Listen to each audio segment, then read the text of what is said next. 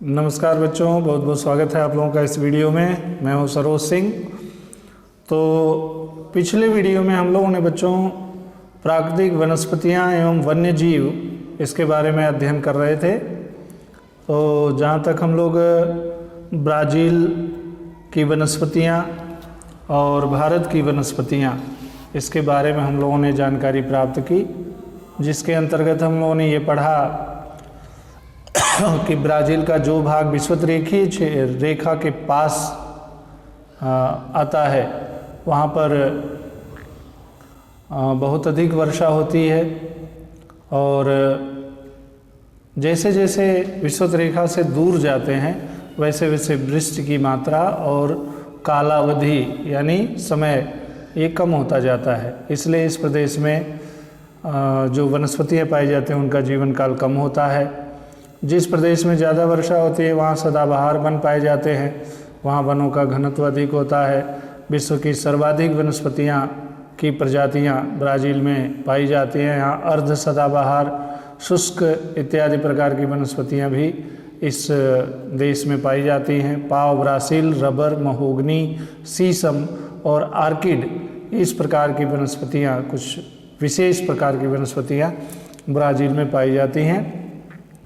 और ब्राज़ील में सदाबहार वनों के कारण वातावरण में बड़े पैमाने पर ऑक्सीजन प्राप्त होता है। जैसा कि हमने कल पढ़ा था कि इसको विश्व के फेफड़े के नाम से जानते हैं। जो अमेजन का जो जंगल है, जो वन है, ब्राज़ील का जो वन है, विस्तृत वन, उसको हम विश्व के फेफड़े के रूप में जानते हैं। भारत की वनस्पतियों के बारे में भी हम लोगों ने पढ़ा था बच्चों कि जहाँ पर 2000 मिलीमीटर से अधिक वर्षा होती है वहाँ सदाबहार वन पाए जाते हैं। और इन वनों में जो वृक्ष होते हैं उनकी पत्तियां चौड़ी और गहरे हरे रंग की होती है। इसकी लकड़ियां मजबूत, भारी और टिकाऊ होती है। इसमें से कुछ प्रसिद्ध वनस्पतियां हैं महोगनी, शीशम, रबर इत्यादि। ये सब सदाबहार वनों में पाई जाती है जहाँ पर 2000 मिलीमीटर से अधिक वर्षा होती है। इसके अलावा जहाँ 1000 से 2000 मिलीमीटर वर्षा होती है वहाँ पर्णपाती वन पाए जाते हैं। और इन वनों में सागवान, बांस, बरगद, पीपल आदि प्रकार के वृक्ष पाए जाते हैं। और जहाँ पर दीर्घकाल तक शुष्क मौसम रहता है वहाँ पर और 500 मिलीमीटर से भी कम वर्षा होती है, यहाँ पर कटीली झाड़ियाँ पाई जाती हैं, जैसे कि खैर, बबूल, खेजड़ी, घृतकुमारी, रामबास, नागफनी, ये सब वनस्पतियाँ पाई जाती हैं। और जो प्रदेश समुद्र से सटा हुआ है, दलदली प्रदेश है, खाड़ियाँ हैं, लगून है, जहाँ की मृदा क्षारयुक्त है और जलवायु आर्द्र होती है, ऐसे वनों में तटीय वन, ऐसे क्षेत्रों में तटीय वन पाए जाते हैं। इन वनों में सुंदरी के वन, गरान के वन, ये प्रकार की वनस्पतियाँ होती हैं। इनकी लकड़ियाँ तैलीय होती है, उनमें तेल होता है, हल्की और टिकाऊ होती है। ये मानचित्र है बच्चों जहाँ पर गहरे हरे रंग में प्रदर्शित किया गया है, वहाँ पर सदाबहार वन पाए जाते हैं। इसके अलावा हल्का है, थोड़ा पीला रंग लिए हुए, वहाँ पर्णपाती वन पाए जाते हैं। और इसके बाद रंगों के आधार पे आप लोग पहचान सकते हैं कि कहाँ पर किस प्रकार के वन पाए जाते हैं। और उष्ण रेगिस्तान में किसी प्रकार की वनस्पतियाँ नहीं पाई जाती, बहुत कम पाई जाती हैं। और ठंडा रेगिस्तान जहाँ चारों तरफ बर्फ़ ही बर्फ़ जमा रहती है, ऐसी जगहों पर भी वनस्पतियाँ बहुत कम मात्रा में पाई जाती हैं। तो हम लोगों ने इसका अध्ययन किया। अब हम लोग आगे बढ़ते हैं और ब्राज़ील के प्राणी, वन्य जीव का अध्ययन करते हैं। यहाँ पर मानचित्र में आप लोगों को दिखाई दे रहा होगा बच्चों कि कौन सी जगह पर कौन से प्रकार के वन पाए जाते हैं। तो यहाँ पर जो गहरे हरे रंग का है वो विषुवत रेखीय वन, जो सदाबहार वन होते हैं। तो ये जो आप लोग देख रहे हैं ये सदाबहार वन पाए जाते हैं। और इसके अलावा उष्ण घास वाले वन जो है बच्चों, ये आप लोग देख रहे होंगे, ये उष्ण घास वाले वन हैं। ये जो यहाँ से ये जो भाग है ये उष्ण घास वाले वन हैं। और इसके अलावा और आगे बढ़ते हैं तो ये जो नीले रंग का दिख रहा है वो दलदल प्रदेश है बच्चों। ये दलदल प्रदेश आप लोगों को दिख रहा होगा, ये यहाँ पर दिख रहा होगा। ये दलदली प्रदेश है। पैंटानल आपको दिखाई दे रहा होगा, दलदली प्रदेश होता है। और इसके अलावा उष्ण पर्णपाती वन, ये जो है ये आप लोग देख रहे होंगे, ये यहाँ से ये सब उष्ण पर्णपाती वन यहाँ पाए जाते हैं। और इसके अलावा पीले रंग का जो वहाँ दिख रहा है, यहाँ पर कटीली झाड़ियाँ पाई जाती हैं। ये जो देख रहे हैं, ये जिसको हम लोग कहते हैं अनावृष्टि चतुर्भुज, तो यहाँ कटीली झाड़ियाँ पाई जाती हैं। और इसके अलावा जो ये रंग का दिखाई दे रहा होगा, यहाँ पर आप लोगों को ये दिख रहा होगा, तो ये जो रंग दिख रहा है यहाँ पर दिख रहा है आप लोगों को, ये समशीतोष्ण घास वाले वन हैं। तो ये ब्राज़ील का भाग है। इसके अलावा यहाँ पर ये भी दिया हुआ है प्राणियों के बारे में, तो इसका हम लोग अध्ययन आगे करते हैं। तो यहाँ पर देखिए भौगोलिक स्पष्टीकरण ये दिया हुआ है। भौगोलिक स्पष्टीकरण, विश्व के किसी भी अन्य देश की अपेक्षा ब्राज़ील में वन्य जीवन में अधिकता पाई जाती है। ब्राज़ील के वनों में जितनी प्रकार के जीव पाए जाते हैं, इतने प्रकार के जीव विश्व के अन्य किसी वनों में नहीं पाए जाते।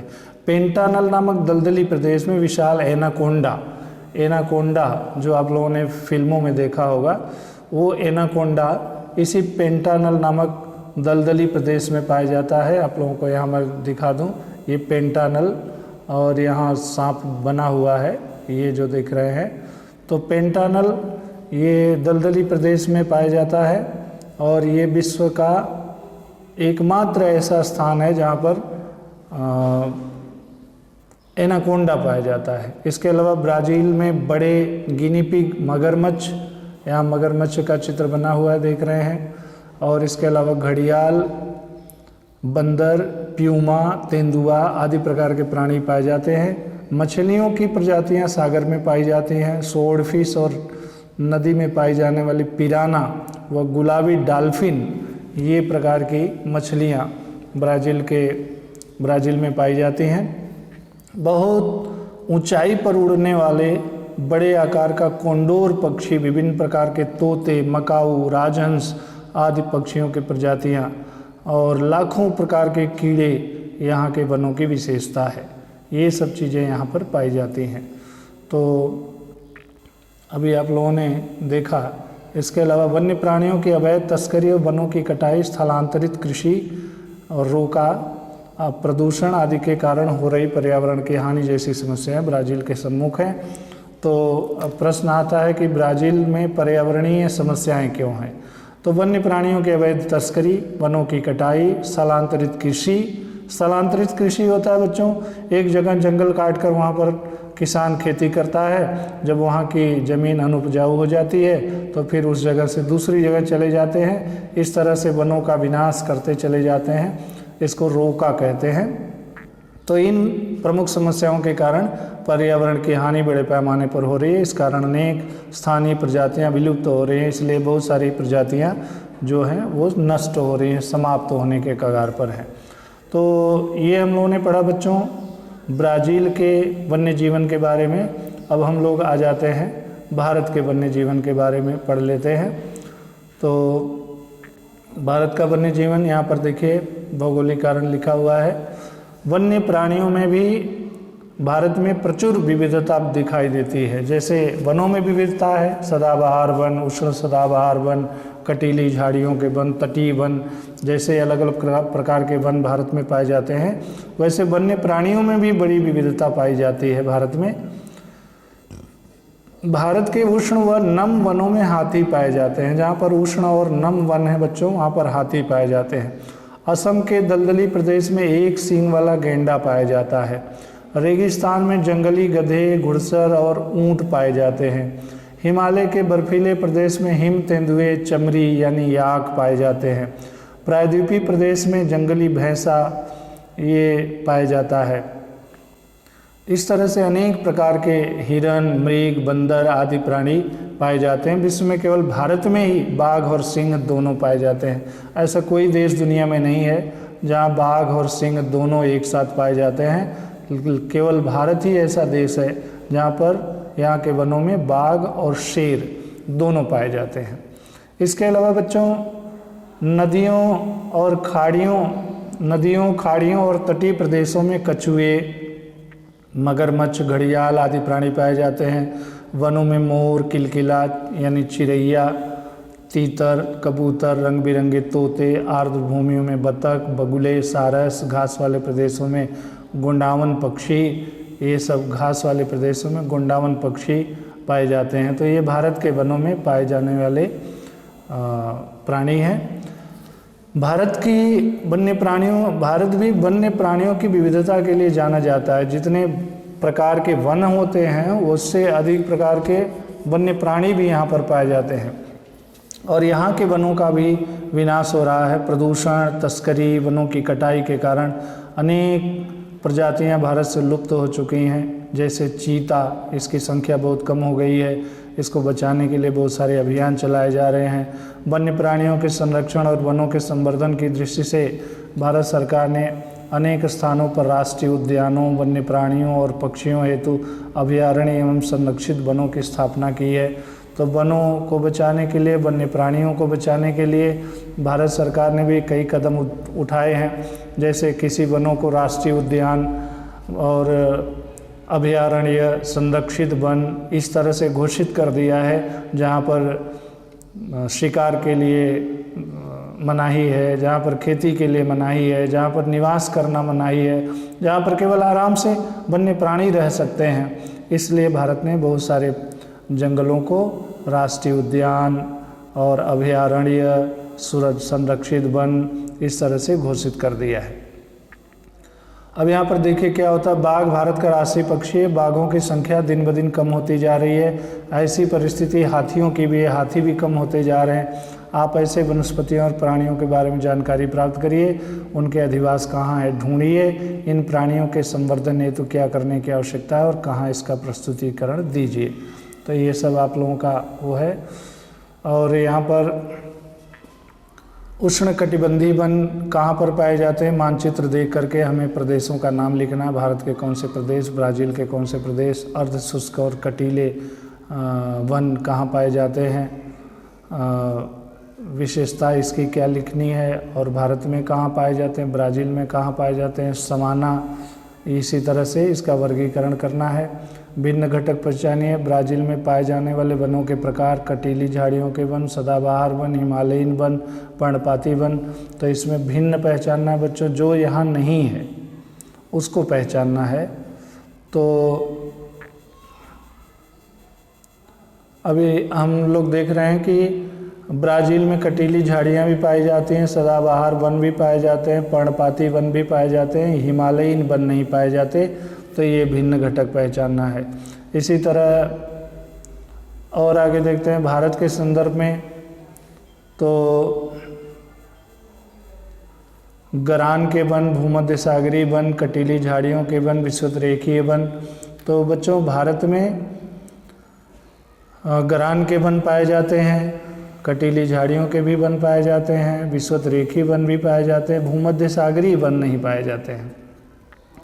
ब्राज़ील में पाए जाने वाले प्राणी, तो ब्राज़ील में पाए जाने वाले प्राणी एनाकोंडा, तामरीन, मकाऊ, सिंह।